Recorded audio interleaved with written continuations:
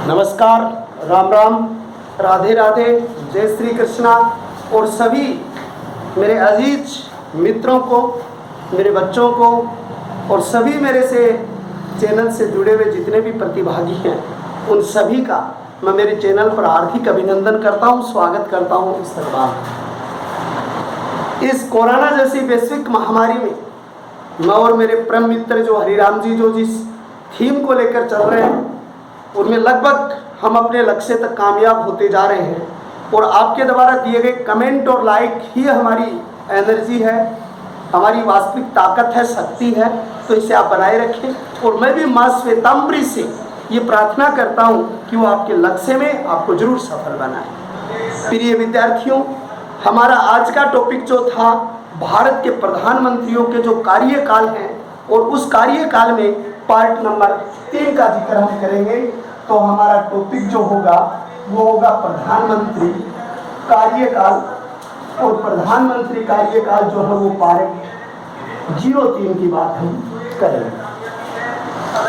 देखो, हम इंदिरा गांधी के बारे में पढ़ रहे थे, उसमें कुछ चीज़ें हमारी बच चुकी थी।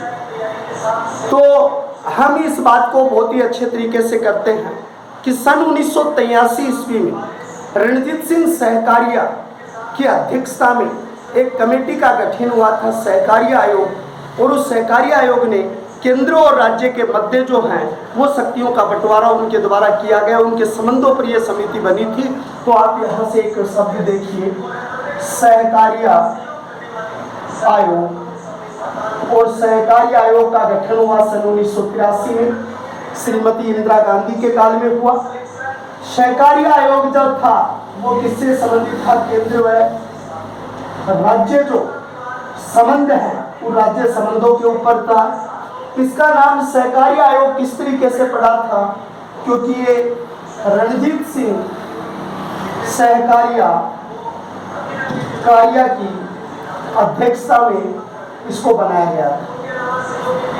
श्रीमती इंदिरा गांधी ने अपने जीवन काल में सन 1974 ईस्वी में भारत का पहला परमाणु परीक्षण किया था। तो श्रीमती इंदिरा गांधी ने 1974 ईस्वी में पहला परमाणु परीक्षण किया। और पहला परमाणु परीक्षण जो है वो पहला परमाणु परीक्षण सन 1974 में किया था।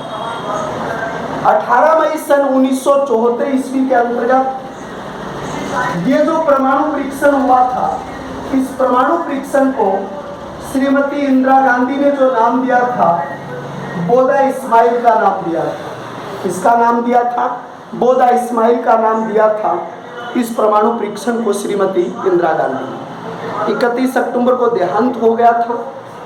तो सन 1984 से लेकर 1989 ईस्वी के अंतर्गत जो देश के प्रधानमंत्री बने, उस देश के प्रधानमंत्री का नाम था राजीव गांधी। एक बात बड़े ध्यान से देखिए कि यहाँ पर एक शब्द आपके बहुत ही महत्वपूर्ण आएगा कि 31 अक्टूबर सन 1984 ईस्वी को श्रीमती इंदिरा गांधी का देहांत हुआ था।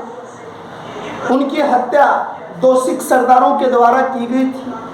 तो उस समय सिखों के उपद्रव हो गए। तो उस समय राजीव गांधी जो हैं, उस राजीव गांधी ने एक समझौता यहाँ पर किया था, जो राजीव गांधी ने हरचरण सिंह के साथ 1985 ईस्वी के अंतर्गत समझौता किया। 1985 चौधरी हरचरण सिंह लोंगेवाला के साथ एक समझौता हुआ, जिसको राजीव गांधी ने किया था सिख के दंगों को कम करने के लिए। इसे इतिहास में लोंगेवाल वह राजीव गांधी समझौता कहते हैं। इसे आप इतिहास में क्या कहते हैं? लोंगेवाल और राजीव गांधी जो समझौते के नाम से जानते हैं। लेकिन सिख सरदार से सिख लोग थे वो नाराज हो गए और उसने लोंगेवालों की सिखों ने क्या कर दी थी? सिखों ने हत्या कर दी थी।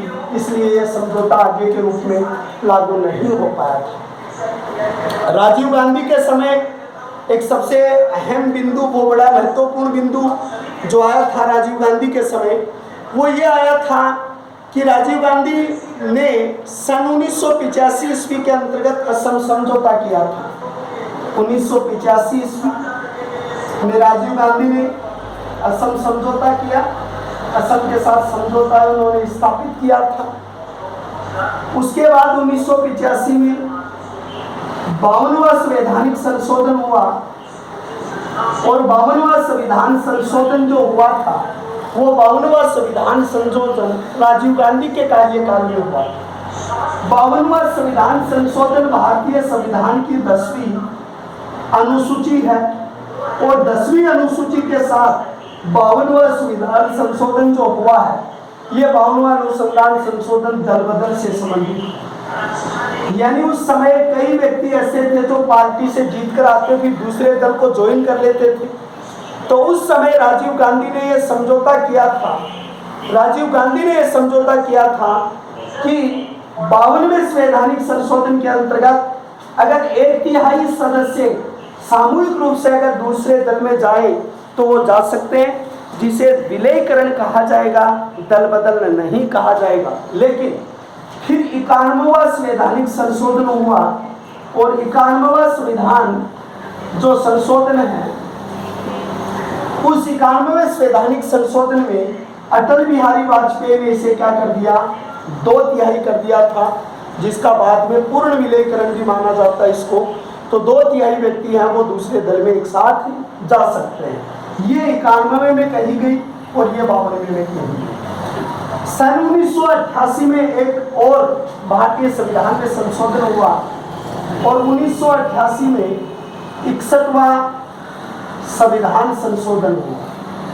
61वां संविधान संशोधन जो है वो वयस्क मताधिकार से संबंधित है। किससे संबंधित है? वयस्क मताधिकार से संबंधित है। पहले हमारे जो संविधान है उस संविधान के अंतर्गत एक व्यक्ति के वोट देने की उम्र, एक व्यक्ति के वयस्कता की जो सूचक उम्र तो थी वो कितने वर्ष थी? 21 वर्ष थी। लेकिन 1988 के इस संवैधानिक संशोधन से इसे 21 से हटाकर कितना कर दिया था? 18 वर्ष कर दिया था। ये लागू कब हुआ था? 1889 ईस्वी के अंतर्गत लागू हुआ। ये समझौता भी किसके समय हुआ था? राजीव गांधी जी के समय हुआ था। सन 1986 ईस्वी में एक समिति बनी थी, लक्ष्मीमल सिंघवी समिति। 1986 लक्ष्मीमल सिंघवी समिति बनी और लक्ष्मीमल जो सिंघवी समिति बनी है, ध्यान से देखिएगा कि लक्ष्मीमल सिंघवी समिति है, इसमें पंचायती राज को संवैधानिक दर्जा दिया गया। संवैधानिक दर्जा दिया गया था, वो भी राजीव गांधी के लिए किया जाता। और जब 1986 में लक्ष्मीमल सिंघवी समिति की सिफारिश के आधार पर पंचायती राज व्यवस्था को जो संवैधानिक दर्जा मिला, इसके कारण राजीव गांधी को आधुनिक भारत का या आधुनिक पंचायती राज का जनक कहा जाता है। और पंचायती राज दिवस कब आता है? 24 अप्रैल को पंचायती राज दिवस के रूप में मनाया जाता है या पंचायती राज दिवस के रूप में आता है। राजीव गांधी का एक अलग क्षेत्र और रहा कि राजीव गांधी पहले प्रधानमंत्री हैं जिन्होंने पहली बार संसदीय सचिवों की नियुक्ति की थी। संसदीय सचिवों की नियुक्ति, वैसे संसदीय सचिवों की व्यवस्था तो 1967 में श्रीमती इंदिरा गांधी के द्वारा कर दी थी, लेकिन संसदीय सचिवों की नियुक्ति जो की गई थी वो राजीव गांधी के प्रधानमंत्री काल में की गई थी। और इन संसदीय सचिवों की नियुक्ति करने वाला देश का प्रधानमंत्री कौन था? राजीव गांधी। राजीव गांधी ने पहली बार श्रीलंका में शांति सेना भेजी थी। आपसे बहुत बढ़िया क्वेश्चन पूछता है कि पहली बार शांति सेना जो भेजी गई थी वो कहाँ भेजी गई थी, जो श्रीलंका के अंतर्गत भेजी गई थी। तो श्रीलंका में पहली बार शांति सेना भेजी गई थी और इसको नाम क्या दिया गया था, ऑपरेशन पवन के नाम से जाना जाता है। ऑपरेशन पवन कहा गया। बहुत ही बढ़िया बात पूछी जा सकती है कि ऑपरेशन पवन का संबंध किससे है, तो श्रीलंका की शांति सेना से है। पहली बार श्रीलंका में शांति सेना किसने भेजी थी, राजीव गांधी ने भेजी थी। फिर श्रीलंका का एक संगठन था, श्रीलंका का संगठन था लीटे, और जो लीटे संगठन है उस लीटे संगठन ने मालदीव पर अधिकार कर लिया। लीटे संगठन ने कहाँ अधिकार कर लिया था, मालदीव पर। तो श्रीलंका का जो संगठन है और श्रीलंका के संगठन का नाम है लीटे संगठन, उस लीटे संगठन ने कहाँ अधिकार कर लिया था, मालदीव पर अधिकार कर लिया था। तब यानी कि राजीव गांधी सरकार ने वहां पर ऑपरेशन कैप्टस, ध्यान से बहुत समझने की बात है बच्चों, पढ़ाई का कोई शॉर्टकट नहीं होता, कोई लॉजिक नहीं होता, पढ़ाई के अंतर्गत मेहनत में कोई ऐसा सस्ता रास्ता नहीं होता जो बना दे। आपसे पूछेगा कि ऑपरेशन कैप्टस का संबंध किससे है, तो लीटे संगठन के द्वारा जब मालदीव की प्रभुता का उल्लंघन किया गया था और वहां पर उस चीज पर अधिकार किया गया था, तो वहां पर ऑपरेशन कैप्टस चलाया गया था। आपको पूछा जाता है कि राजीव गांधी के काल में मालदीव की जो स्वतंत्रता वो पुनः दिलाई गई थी, वो किस अभियान में दिलाई गई थी, ऑपरेशन कैप्टस के द्वारा लगवाई गई थी। ये बात आपको शांति सेना में ऑपरेशन पवन के नाम से आपको भेजा गया है। सन 1987 ईस्वी की बात देखिए, पाकिस्तान ने क्या किया था, सियाचिन जो क्षेत्र है उस सियाचिन क्षेत्र पर पाकिस्तान ने क्या कर दिया था, अधिकार कर दिया था, और उस सियाचिन पर अधिकार करने के कारण ऑपरेशन मेघदूत के नाम से चला गया था। 1984 ईस्वी की बात है, 87 में। इसी के साथ एक अभियान और चलाया गया था जो इंदिरा गांधी ने चलाया था। अगर पड़ोसी देशों की बात की जाए तो 1984 में सियाचिन जो भारत का हिस्सा है, ग्लेशियर के नाम से, ये क्या है भाई, ग्लेशियर है। तो आपसे एक बात पूछी जाएगी, पाकिस्तान के विरुद्ध तो चलाया था इसने श्रीलंका के विरुद्ध तो राजीव गांधी ने। 1984 में सियाचिन जो ग्लेशियर क्षेत्र है उस ग्लेशियर पर पाकिस्तान ने अधिकार कर लिया। किसने अधिकार कर लिया, पाकिस्तान ने। तो वहां पर श्रीमती इंदिरा गांधी ने ऑपरेशन मेघदूत चलाया था। क्या चलाया था, मेघदूत। अब आपसे पूछेगा प्रश्न, देखिए ऑपरेशन मेघदूत का संबंध किससे, सियाचिन पर पाकिस्तान के अधिकार, और ऑपरेशन कैप्टस का संबंध किससे है, तो यानी कि मालदीव पर श्रीलंका के लीटे संगठन का अधिकार। ऑपरेशन पवन का संबंध किससे है, शांति सेना से संबंधित है। ऑपरेशन विजय का संबंध किससे है, गोवा, दमन और दीव से संबंधित है। ये बातें आपको सभी कहाँ लिखनी है, जो आपको राजीव गांधी जी जो हैं उस राजीव गांधी जी के आंदोलन के बारे में आपको लिखनी है। 89 के अंतर्गत यहाँ पर क्या हुआ कि सरकार बदल गई, प्रधानमंत्री बदले, और प्रधानमंत्री कौन आ गए, वीपी सिंह आ गए। वीपी सिंह को क्या कहा जाता है, भारत का युवा तुर्क कहते हैं, भारत का युवा तुर्क कहा जाता है। वीपी सिंह के समय भारत सरकार ने प्रथम बार सोना गिरवी रखा था। क्या रखा था भाई, सोना गिरवी रखा था। विश्वनाथ प्रताप सिंह ने 1990 में मंडल आयोग की सिफारिश को स्वीकार किया,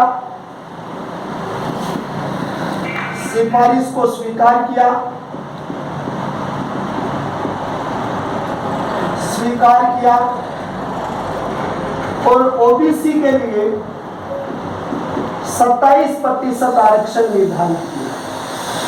इसका जो नाम किस तरीके से रखा गया था मंडल आयोग, बुंदेश्वरी लाल मंडल की अध्यक्षता में ओबीसी के लिए दूसरा आयोग गठित हुआ। बुंदेश्वरी लाल मंडल की अध्यक्षता में ओबीसी के लिए दूसरा आयोग गठित हुआ 1977 में और रिपोर्ट कर दी इसने 1980। वीपी सिंह भारत का युवा तुर्क है। भारत सरकार ने प्रथम बार सोना गिरवी रखा। 1990 में मंडल आयोग की सिफारिश पर स्वीकार कर 27% आरक्षण दिया। बुंदेश्वरी लाल मंडल की अध्यक्षता के अंतर्गत ओबीसी के लिए 27 जो आरक्षण की रिपोर्ट दर्ज हुई। दूसरा मंडल आयोग था 1977-80 में इसने क्या दी थी रिपोर्ट दी। मंडल आयोग के ऊपर इसे संवैधानिक दर्जा मिला। संवैधानिक मान्यता या संविधान के अकॉर्डिंग बताया गया था। इंदिरा साहनी बनाम भारत संघ विवाद, इंदिरा साहनी बनाम भारत संघ विवाद 1992, यानी कहने का मतलब इसे संवैधानिक मान्यता दी गई है। वो इंदिरा साहनी बनाम भारत संघ मामले में 1992 में इसे मंडल आयोग को यानी कि क्या दे दी गई थी, स्वीकृति दी गई। 21 मई सन 1991 को पेरंगपुर नामक स्थान पर राजीव गांधी की हत्या हो गई। राजीव गांधी उस समय देश के पीएम नहीं थे, तो राजीव गांधी की हत्या पेरंगपुर में 21 मई 1991 को हो गई थी। मैं आपको बता दूं कि ये उस समय देश के पीएम नहीं थे। इनकी जांच के लिए, हत्या की जांच के लिए मियाब चंद जैन की अध्यक्षता में, मियाब चंद्र की जैन की अध्यक्षता में एक समिति बनी। क्या बनी थी? समिति बनी थी। मियाब चंद्र जैन की अध्यक्षता में क्या बनी थी? एक समिति का गठन हुआ था। किसके लिए? राजीव गांधी के लिए। इसके बाद क्या हुआ? पीवी नरसिम्हा राव क्या बने? पीएम बने देश के। पीवी नरसिम्हा राव जी की यहाँ उसकी सरकार आई थी। इसको भारत का मौनी बाबा चाणक्य कहते हैं। इसे भारत का क्या कहते हैं? भारत का मौनी बाबा चाणक्य कहते हैं। नरसिम्हा राव की आत्मकथा इनसाइडर के नाम से प्रसिद्ध थी। इनकी जो आत्मकथा थी इनसाइडर के नाम से बहुत ही प्रतिष्ठित थी। पीवी नरसिम्हा राव के समय क्या क्या काम हुए थे उन्हें बड़े ध्यान से देखिए। 73वां संविधान संशोधन 11वीं अनुसूची, 12वीं अनुसूची, 74वां संविधान संशोधन नगरीय व्यवस्था से संबंधित था और 73वां पंचायती राज व्यवस्था से। इन्होंने एलपीजी की व्यवस्था अपनाई थी। एलपीजी की व्यवस्था का क्या कहा जाता है? वैश्वीकरण,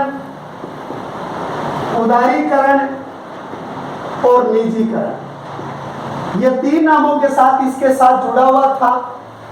ग्लोबलाइजेशन जिसका अर्थ होता है भूमंडलीकरण या वैश्वीकरण, प्राइवेट जिसका अर्थ होता है निजीकरण और लिबरल जिसका अर्थ होता है उदारीकरण, इनकी नीति अपनाई थी। इनके समय जो आपके विदेश मंत्री थे, विदेश मंत्री मनमोहन सिंह। कौन थे भाई? मनमोहन सिंह थे। और इन्होंने एक समझौता किया था मनमोहन के साथ मिलकर, जो वित्तीय नीति का जो एलपीजी क्षेत्र वाला जो समझौता किया था, वो भारत के इतिहास में एक सर्वश्रेष्ठ समझौते के नाम से क्या हुआ था? प्रसिद्ध हुआ।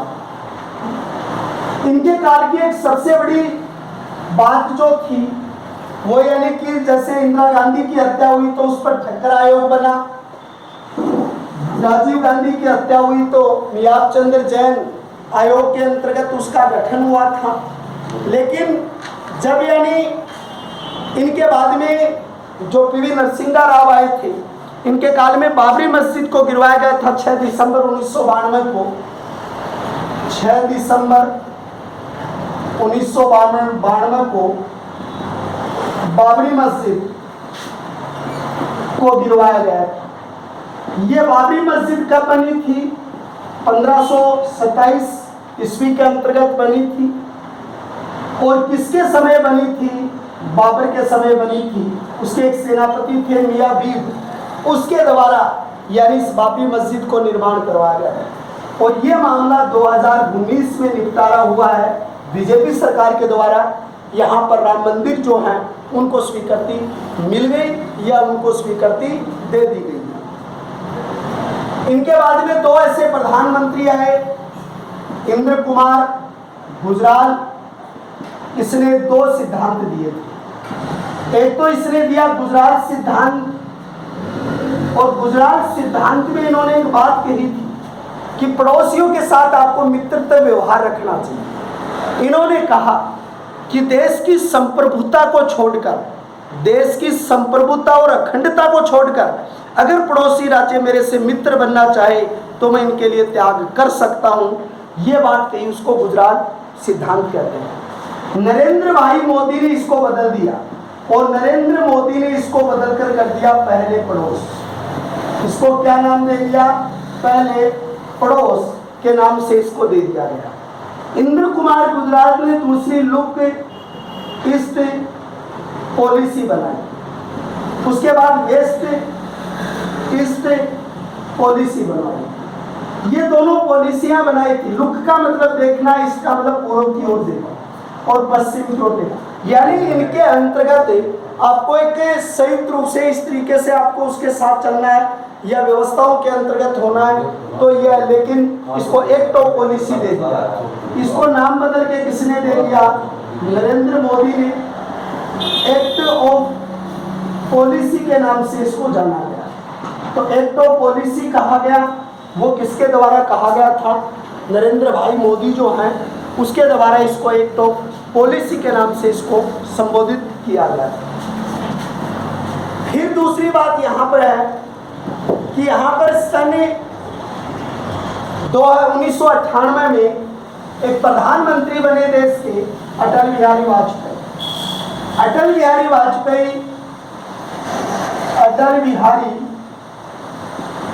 वाजपेयी इसने क्या किया था? अटल बिहारी वाजपेयी पहले 13 दिन के प्रधानमंत्री, दिन के पीएम, सबसे कम समय के लिए 13 महीने की सरकार 1999 में एक वोट से हार गए थे। देश का पहला पीएम था जिसने ये कहा था कि जो सरकार खरीद फरोख्त के बनाई जाती है ऐसी सरकार को मैं चिमटे से छूने से भी इनकार करता हूं। ये देश के इसी भारत के कवि सम्राट अटल बिहारी वाजपेयी के थे। अटल बिहारी वाजपेयी से एक बार एक पत्रकार ने पूछ लिया कि सर आप बाल ब्रह्मचारी हैं, तो इस विद्वान ने क्या जन्म दिया कि मैं अविवाहित हूँ, बाल ब्रह्मचारी नहीं हूँ, कि मैंने भी 3-5 मेरे यूं ही चले कहीं कहीं। तो ये इस आदमी का इतना सक्सेसफुल जवाब था। फिर दूसरी बात है, अटल बिहारी वाजपेयी जो है ये अविश्वास प्रस्ताव इनके विरुद्ध है। पहले आया था जवाहरलाल नेहरू के विरुद्ध, पास नहीं हुआ। मोरारजी देसाई के विरुद्ध हुआ, पास हुआ। अटल बिहारी वाजपेयी के विरुद्ध हुआ, पास हुआ। तीसरी बात देखिए यहाँ पर, अटल बिहारी वाजपेयी ने 11 मई व 13 मई सन 1998 को 2 परमाणु परीक्षण किए। ये परमाणु क्या है? देखो ये साइंस का टॉपिक है। जैसे यूरेनियम आता है, थोरियम आता है, ग्रेफाइट आता है, उसके बाद में आप जैसे सिलिकॉन लिखते हो, सुरमा लिखते हो, ये सारे उसके अंतर्गत आते हैं। हम ये बता दूं, यूरेनियम जो है वो एक स्वतंत्र परमाणु है जिसके विखंडन से मिलता है, लेकिन थोरियम है वो स्वतंत्र परमाणु नहीं है। ये बात भी है। जैसे भारतीय परमाणु संस्थान है वो ट्राम्बे महाराष्ट्र में। तो 11 मई को 2 परमाणु परीक्षण किए थे। कहाँ पर? पोखरण में। ये भी किसने किया? श्रीमान अटल बिहारी वाजपेयी। नदियों को जोड़ने की योजना किसने बनाई थी? अटल बिहारी वाजपेयी। प्रधानमंत्री सड़क ग्राम योजना, प्रधानमंत्री ग्राम सड़क योजना, ये योजना भी किसके द्वारा बनाई गई है? अटल बिहारी वाजपेयी के द्वारा। कारगिल युद्ध के बाद, कारगिल युद्ध के बाद आगरा शिखर वार्ता, आगरा शिखर वार्ता 2001, कारगिल युद्ध के बाद अटल बिहारी वाजपेयी ने आगरा शिखर वार्ता किसके साथ की थी? परवेज मुशर्रफ के साथ की थी। वो भी किसने की थी? अटल बिहारी वाजपेयी जो है, उस अटल बिहारी वाजपेयी ने यह आगरा शिखर वार्ता करने में भी किसका महत्वपूर्ण योगदान रहा? अटल बिहारी वाजपेयी का योगदान रहा। अटल बिहारी वाजपेयी ने 3-4 संवैधानिक संशोधन किए। 86वां संविधान संशोधन, संविधान संशोधन 6 से 14 वर्ष के बच्चों के लिए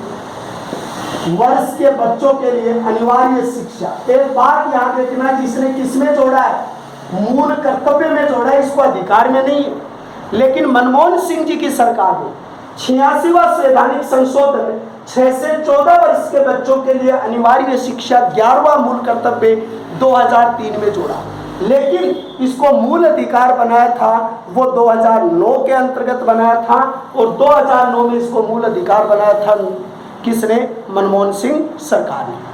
84वां संवैधानिक संशोधन इसी के काल में हुआ, जिसमें यह कहा गया कि 2026 तक लोकसभा, राज्यसभा और विधानसभाओं की सदस्य संख्या में कोई वृद्धि नहीं होगी। यानी 84वां संविधान संशोधन 2026 तक जो सदस्य संख्या को रखा गया वो भी इसमें। भारतीय मंत्रिपरिषद का आकार 91वां संविधान संशोधन और 91वां संविधान संशोधन जो 2003 में हुआ, उसमें मंत्रिपरिषद का आकार लोकसभा का कितना कर दिया? लोकसभा का 15% कर दिया था। और दल बदल को पूर्ण विलयीकरण में लाने का श्रेय भी किसको जाता है? अटल बिहारी वाजपेयी। भारत में सर्वाधिक प्रधानमंत्री रहे 17 वर्ष तक। जो 17 वर्ष तक रहे नेहरू, 16 वर्ष तक रही इंदिरा, 10 वर्ष तक मनमोहन सिंह, 6 वर्ष तक अटल बिहारी, और 7वें वर्ष में अभी प्रवेश कर चुके हैं नरेंद्र भाई मोदी। इनके बाद प्रधानमंत्री बने मनमोहन सिंह। 4 काम किए इसने। 12 अक्टूबर 2005 सूचना प्राप्त करने का अधिकार लागू किया। सूचना प्राप्त करने का अधिकार लागू किया, वो किसने किया? मनमोहन सिंह जी ने किया। अब सुनिए, सूचना प्राप्त करने का अधिकार ब्यावर, अजमेर, राजस्थान से तिलोनिया गांव पर इस पर शोध हुआ था। तिलोनिया गांव, ब्यावर तहसील, अजमेर जिला और राजस्थान। श्रीमती अरुणा राय के द्वारा यह प्रयास किया गया था। और राजस्थान भारत का पहला राज्य है जिसने सूचना प्राप्त करने का अधिकार लागू किया। नरेगा का काम मनमोहन सिंह जी ने शुरू किया था। शिक्षा मेरा अधिकार 2009 जो था वो मनमोहन सिंह जी ने किया था। महिलाओं के साथ, बच्चों के साथ जो घरेलू हिंसा होती है, उस घरेलू हिंसा की रोकथाम के लिए बच्चों के साथ और महिलाओं के साथ जो घरेलू हिंसा होती है उस पर 2005 में इन्होंने ये शुरुआत की थी। नव भारत निर्माण नाम की सर्वश्रेष्ठ योजना थी, वो भी किसके द्वारा चालू की गई थी? मनमोहन सिंह जी की सरकार जो थी, उस मनमोहन सिंह जी की सरकार के द्वारा इसको लागू किया गया था। मनमोहन सिंह के बाद प्रधानमंत्री बने नरेंद्र मोदी। बड़े ध्यान से देखना, एक एक 20 स्टेप बोलूंगा, एक एक शब्द देखिए। पहली स्टेप, नरेंद्र मोदी स्वतंत्र भारत में पैदा होने वाले देश के पहले प्रधानमंत्री। 99वां संवैधानिक संशोधन करके 13 अप्रैल 2015 को कॉलेजियम सिस्टम को समाप्त किया और न्यायिक न्यायाधीश नियुक्ति आयोग का गठन किया। 101वां संवैधानिक संशोधन जीएसटी लागू किया गया था। उसके बाद 100वां संवैधानिक संशोधन बांग्लादेश के साथ, यानी जो गांवों की अदला बदली हुई थी, जो 74 में इंदिरा गांधी शेख मुजीब रहमान के साथ करना चाहती थी, जो उसकी मृत्यु के कारण भंग हो गया, उसको पूरा किया इस आदमी ने। नरेंद्र भाई मोदी ने लुकिस्ट पॉली को एक्टिस्ट पॉलिसी चलाई, स्किल इंडिया डेवलपमेंट जैसे कार्यक्रम उनके द्वारा चलाए गए थे। नरेंद्र मोदी के द्वारा भारत के अंतर्गत धारा 370 को 5 अगस्त 2019 को खत्म किया गया। राम मंदिर को यहाँ पर उन्होंने लगाया था। यहाँ पर एक सबसे बड़ी बात, उसने जम्मू कश्मीर को 2 भागों में बांट के केंद्र शासित प्रदेश का दर्जा दिया, वो भी नरेंद्र भाई मोदी के द्वारा दिया गया था। तो देश के यशस्वी प्रधानमंत्री हैं जिन्होंने अमेरिका के साथ परमाणु असैनिक समझौता भी उनके द्वारा क्या किया गया था, नरेंद्र भाई मोदी हैं उनके द्वारा किया गया था। तो ये सारी चीजें जो हैं वो नरेंद्र मोदी के द्वारा की गई। 2015 के अंतर्गत यानी भारतीय संविधान के मुताबिक जो विदेशी स्तर पर सम्मान पाने का जो श्रेय मिला वो भी किसको मिला था, नरेंद्र भाई मोदी को मिला। तो ये देश के वो सर्वश्रेष्ठ प्रधानमंत्री थे जिन्होंने बहुत अच्छे सर्वश्रेष्ठ स्तर पर कार्य किए। तो ये प्रधानमंत्रियों का कार्यकाल था। ये सारी चीजें आपको पढ़नी ही पड़ेगी। और अब अगले एपिसोड में हम आपसे मिलेंगे लोकसभा का गठन, उसकी प्रक्रियाएं, संसद के बारे में अगले एपिसोड में मिलते हैं। तब तक के लिए सभी को नमस्कार, साधुवाद। हमारे प्रति आपका स्नेह और सहयोग बनाए रखे। जय हिंद, जय भारत।